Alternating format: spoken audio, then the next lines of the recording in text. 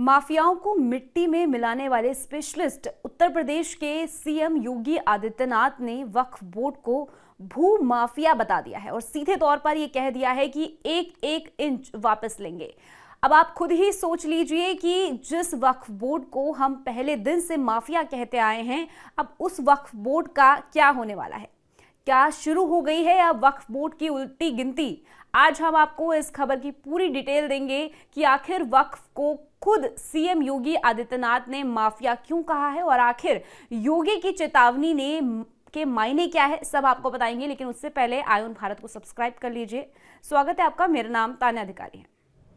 उत्तर प्रदेश में इन दिनों वक्फ बोर्ड और उसकी जमीन को लेकर सियासी पारा चढ़ा हुआ है। इस बीच मुख्यमंत्री योगी आदित्यनाथ ने वक्फ बोर्ड को लेकर बड़ा बयान दिया है और साथ में चेतावनी भी दे दी है। एक चैनल को दिए इंटरव्यू में योगी आदित्यनाथ ने कहा, कभी कभी मुझे ये हैरानी होती है कि ये वक्फ बोर्ड है या कोई माफियाओं का बोर्ड। लगता है कि ये भू माफियाओं का बोर्ड बन गया है।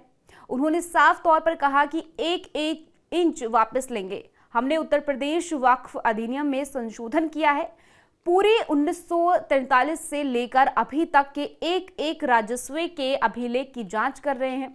इसके अलावा सीएम योगी ने यह भी कहा कि जिस जमीन को भी वक्फ के नाम पर कब्जा किया गया है, उस एक एक जमीन को वापस लेकर और गरीबों के मकान बनाए जाएंगे। इन अवैध जमीनों का इस्तेमाल सार्वजनिक संस्था, अच्छे शिक्षण संस्थान और अस्पताल बनाने के लिए किया जाएगा।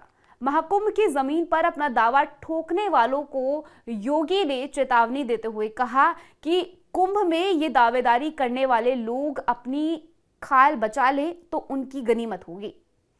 योगी संदेश साफ है, जो लोग देश में दादागिरी करने की कोशिश करेंगे, योगी का डंडा उन पर चलने वाला है। और फिलहाल योगी के निशाने पर वक्फ बोर्ड की संपत्ति है, जिसे अब योगी आदित्यनाथ छुड़वाने वाले हैं। पिछले सरकारों के राज में वक्फ बोर्ड अब तक अपनी मनमानी चलाता आया है, लेकिन अब देश में मोदी सरकार है और यूपी में योगी का राज है। ऐसे में देश सिर्फ कानून से चलेगा और इसमें जो कोई भी संविधान से ऊपर उठने की कोशिश करेगा, योगी आदित्यनाथ को उस पर शिकंजा कसना अच्छी तरह आता है।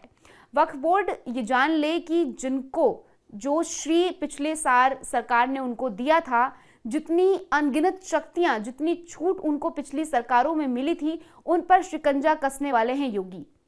और सिर्फ उत्तर प्रदेश ही नहीं, पूरे देश में मोदी सरकार वक्फ बोर्ड की शक्तियों पर लगाम लगाने वाली है।